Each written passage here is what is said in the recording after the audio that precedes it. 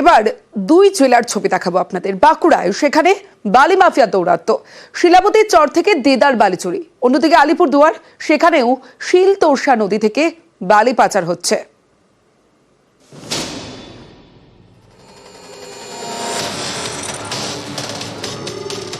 শিলাবতীর চরে বালির স্তূপ, এই বালি তোলা হচ্ছে ট্র্যাক্টরে, তারপর পাচার। এভাবেই দিনে এবং রাতে শিলাবতী নদী থেকে চুরি করা হচ্ছে বালি। বাঁকুড়ার শিমলাপাল, এখানকার গোট কানালি এবং কুসুম কানালি এলাকার গা ঘেঁষে বয়ে গিয়েছে শিলাবতী। এই নদীর বালিতেই নজর মাফিয়ার। প্রথমে নদীর চর থেকে সরানো হয় মাটির স্তর, বেরিয়ে আসে বালি। সেই বালি দিনের পর দিন তোলা হচ্ছে, তারপর ট্র্যাক্টরে তুলে পাচার। স্থানীয়দের অভিযোগ, বেআইনিভাবে বালি তোলায় নদীর বুকে এবং পাড়ে তৈরি হচ্ছে বড় বড় গর্ত, ভাঙছে পাড়, বদলে যাচ্ছে নদীর গতিপথ। এতেই বাড়ছে আতঙ্ক।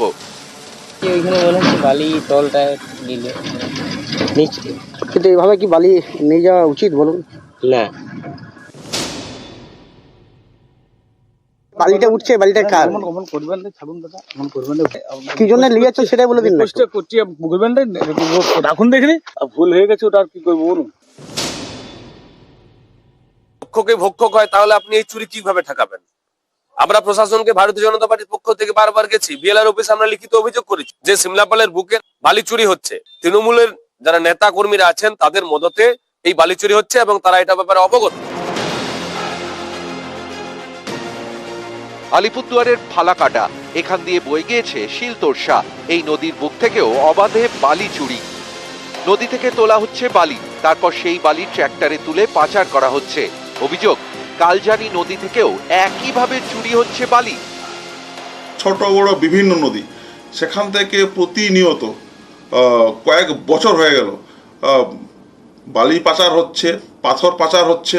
সরাসরি শাসক দলের ছোট বড় নেতারা, তারা যদি যুক্ত না থাকেন তাহলে এত বড় কর্মকাণ্ড এতদিন ধরে চলতে পারে না। দেখুন, এই ধরনের মিথ্যা অভিযোগ অনেক সময় করা হচ্ছে। প্রশাসন আছে, প্রশাসন নিয়ম মাফিক এর বিরুদ্ধে সিদ্ধান্ত নিচ্ছেন। কারো যদি অভিযোগ থাকে তারা লিখিতভাবে প্রশাসনকে জানাতে পারে, প্রশাসন তার বিরুদ্ধে অ্যাকশন নেবে। বাঁকুড়া থেকে প্রিয়ব্রত গোস্বামী এবং আলিপুরদুয়ার থেকে রাজকুমার কর্মকার, নিউজ 18 বাংলা।